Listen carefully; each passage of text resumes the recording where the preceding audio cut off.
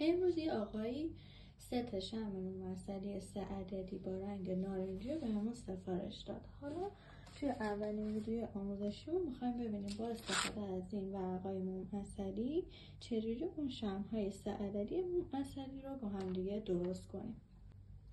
حالا برای ساخت این شمع‌های موم عسلی چه چیزایی نیاز داریم؟ اولین و مهمترین چیزی که نیاز داریم این ورقای موم عسلیه که یه نوع پارافینه ولی به شکل ورقیه و توی سایت ها میتونین تهیهش کنید. خوبی این شمع‌ها اینه که از مواد مصنوعی تشکیل نشده و ضرر نداره. پس اولین چیزی که نیاز داریم این ورقای موم عسلی. چیز بعدی که ما نیاز داریم برای این شمع‌ها فتیله است. فتیله‌تون حتما دقت کنین که برای شمع با قطر 2 سانت حتما فتیلتون به این اندازه باشه، بیشتر نباشه. اگر بیشتر باشه شعلتون زیاد میشه و باعث میشه شمعتون زود آب بشه و سوخت خوبی بهتون نمیده. پس علاوه بر پارافین به فتیله نیاز داریم.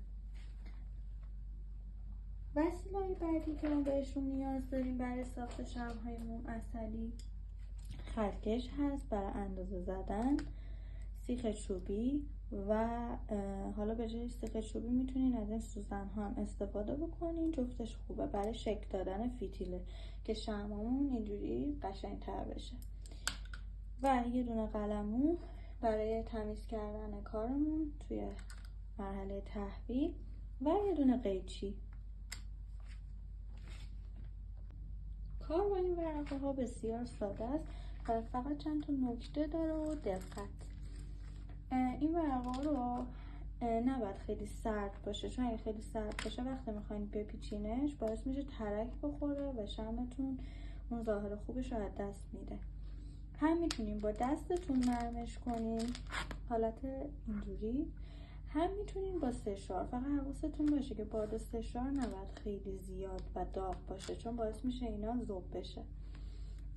پس اولین کاری که میکنیم یه ذره گرمش رو میکنیم. اگر دمای محیطتون اوکی باشه یه حالت اینجوری انعطاف پذیر خودش داره، نیاز نیستش گرمش کنیم. ولی اگه دیدین خیلی خشکه و میخوای بپیچی داره شروع میکنه ترک خوردن، حتما گرمش کنید. خب من الان این اندازه‌شو که درست کردیم میخوام اندازه متوسطش رو درست کنم. حالا اندازه‌اشو چیکار میکنیم؟ ما تقریبا اندازه ورق آچار یه دونه کاملش رو برای این بزرگا استفاده میکنیم. پس بیایم بزرگش رو اول با هم درست کنیم. این بزرگش رو برمیداریم، بعدش فتیله رو برمیداریم و به این صورت میذارین روی ورق موم عسلیتون.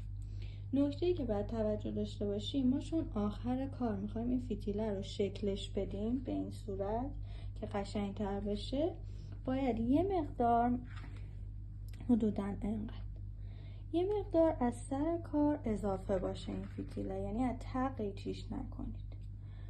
پس یه مقدار از سر کار میذاریم بیرون باشه و بعدشو قیچی میکنیم. به این صورت میذاریم رو کار و یه ذره با دستتون سعی کنیم بچسبونیدش رو کار که خیلی تکون نخوره.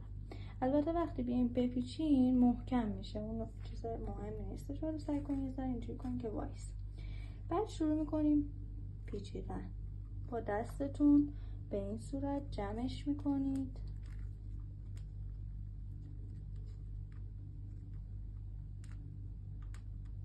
یکم که جمعش کردید فتیله سر جاش اینجوری صفر میشه، اینجوری به این صورت. پس اول فتیلمون اینجوری صفر میکنیم، بعد میخوایم شروع کنیم رول کردن. پس برای سایز بزرگش یه دونه کاملش رو استفاده. حالا ابعادش رو براتون مینویسم. بعد شروع میکنیم آروم آروم با دستمون، دقیقا مثل کاغذ، فقط خیلی باید با دقت انجام بشه که ترک نخوره و کج نشه. اگرم کج شد نگران نباشین، یه ذره بازش کنین، دوباره از سر بپیچین، درست میشه.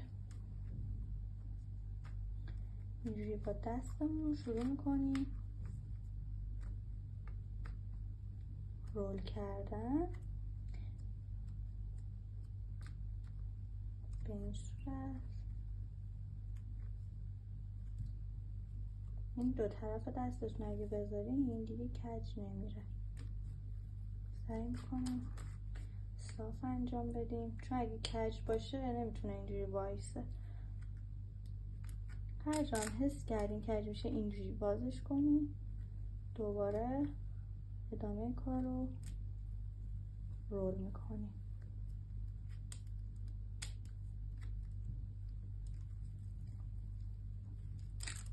به این صورت. وقتی تموم شد حالا میخوایم ببندیمش. اینجوری با دستتون بیارین روی کار، بعد آروم آروم اینجوری فشار بدین که میچسبه روی خود بدنه. اینجوری فشار میدیم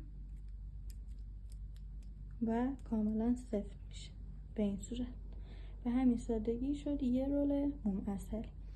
حالا کار بعدی که باید بکنیم، ممکنه موقعی که داشتین رول میکردین یه سری پارافین و اینا بهش بچسبه. با یه قلمو اینجوری سطحش رو میتکونیم که کارمون تمیز باشه.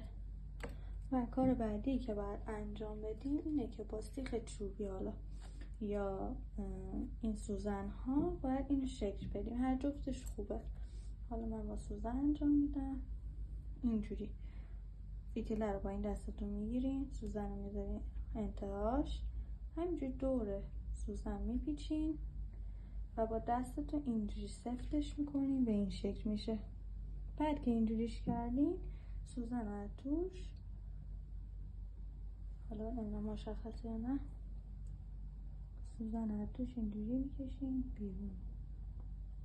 به همین سادگی فتیلمونه شکل دادیم. این شد رول بزرگش. برای بعدیش حالا ابعادش چقدر باشه اینم همون اندازه بوده، یه ورق کامل بوده. من خودم پیشنهادم اینه که بیایم با خطکش اندازه بزنیم.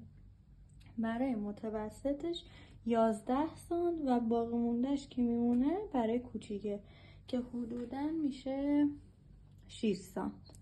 مابقیش هم بذاریم برای کوچیکه. دوباره متوسطش هم به همین صورت.